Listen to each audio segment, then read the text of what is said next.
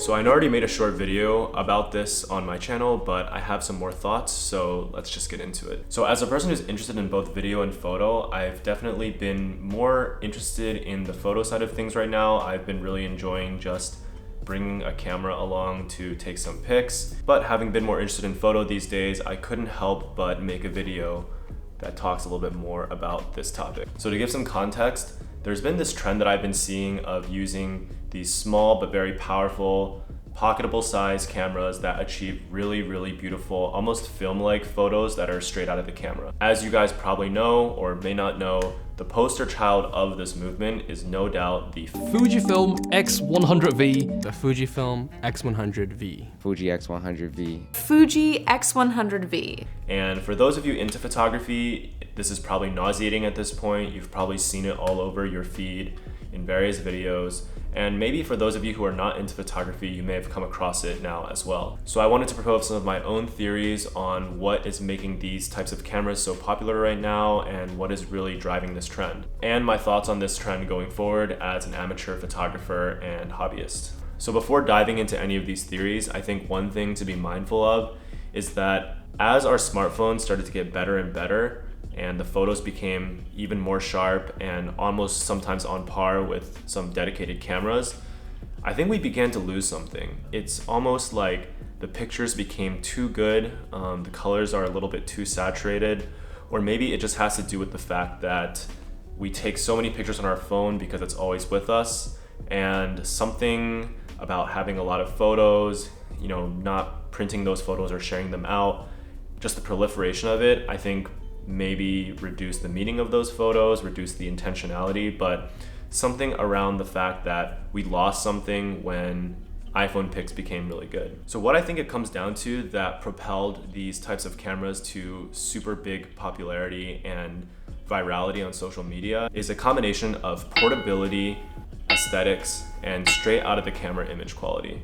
So let's dive into the first one, which is portability. The fact that these cameras can fit into a small bag or a jacket pocket, in the case of like the X100, is really, really huge. And let's face it, having a very large camera is not only very cumbersome, but it can also even be hindering to the entire process. You just aren't able to capture very candid moments with a large camera just because of the pure presence of it. And most people aren't going to be acting natural when you're shoving a giant camera with a giant lens in their face. Especially with things like street photography getting really popular, I think people really value having something small, discreet, and something that they can take with them everywhere to capture everyday life. And let's talk about the second one, which is aesthetics, right? I think cameras are now a fashion statement. There's so many videos I see about everyday carry that always includes like some sort of small camera, and you can argue that something like this is a beautiful piece of everyday kit as well. An example of this was when Kendall Jenner was showing her Contax T2 film camera on one of these talk shows. I think it was Jimmy Kimmel.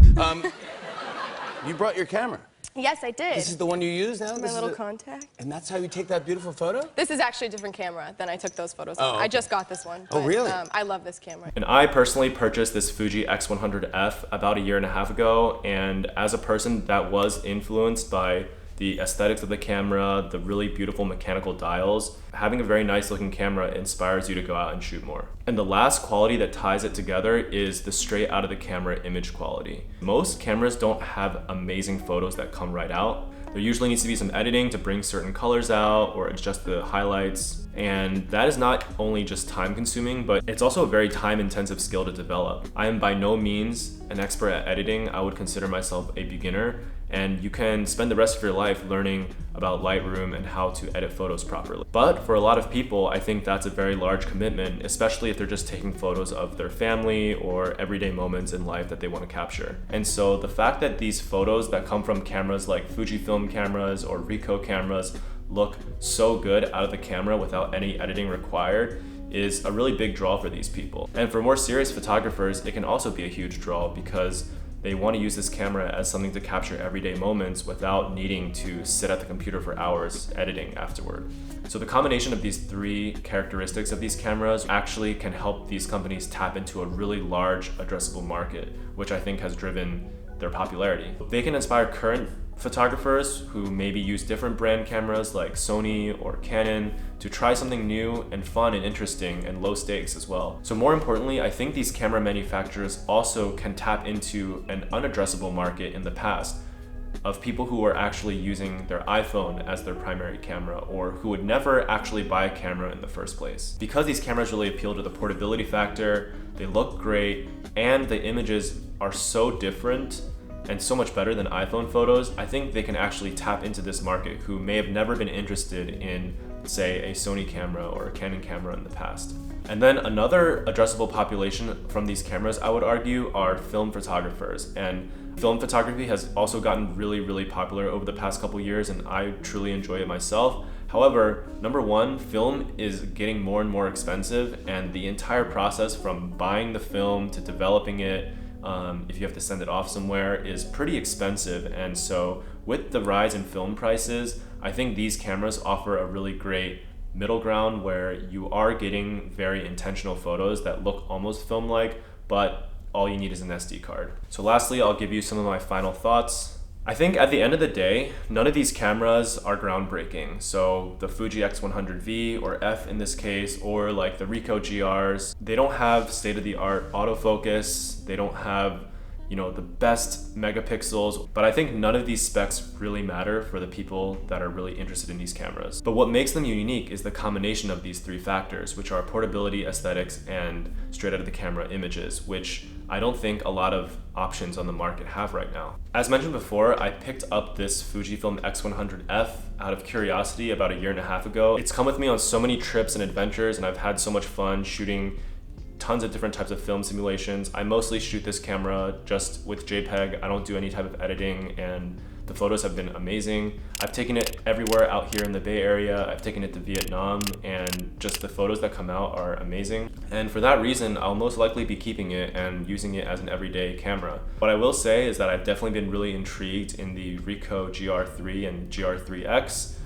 I think a lot of people who end up getting the Fuji will realize that this camera, while it's small for sure, is actually not truly pocketable. It can fit in like a jacket pocket, but like a jean pocket, there's no chance. These cameras right now in July 2023 are really still back ordered and incredibly hard to come by, and prices have been absolutely ridiculous. So I hope to try out a Ricoh someday, maybe if it's at the right price point, to see if I enjoy it. Because the idea of having something truly pocketable that fits into like a pant pocket is really enticing, especially as I do some traveling later this year. So if you're interested in trying out some of these cameras, I highly recommend you, number one, buy used, and number two, buy an older model. They get you the same effect, and you can kind of tell if you like it or not for a lot lower of a price point. There's also a lot of cameras in the Fujifilm family that is not in the X100 line that takes just as great photos. I think the XE4, the XT20, are all some really, really great options that will get you the same effect. So my thoughts on the future is that I really think there's probably gonna be a lot more digital cameras that have really large sensors that produce very beautiful, straight out of the camera images that are almost film-like. I think there's a big desire right now for digital photos to look like film, just both for the intentionality of film as well as how nostalgic film photos always tend to look. So these cameras will always be competing with your phone camera in your pocket. And I think the only way these camera companies can continue to stay competitive is to make their photos look very different from iPhone photos, whether they're very vintage looking or they're super, super sharp, or like, the highlights and dynamic range are so much better. And I think the burning question that everyone has is, are these cameras worth the hype? I would say yes and no. They are quite overpriced right now, and I think there's a lot of other cameras that can achieve the same effect. So either go for an older model or wait until the prices start to go down when a newer model comes out. Honestly, I'm just really excited that these cameras are inspiring a lot of people to go out and create, and maybe even inspiring a new generation of people to go out and capture their moments in a very intentional way and participate in this really cool hobby together. So that was all for today's video. It was a little bit of a different one, but I always enjoy kind of talking through my thoughts and sharing them. So hope you enjoyed it, hope you found it interesting, and that's all I got. I'll see you soon.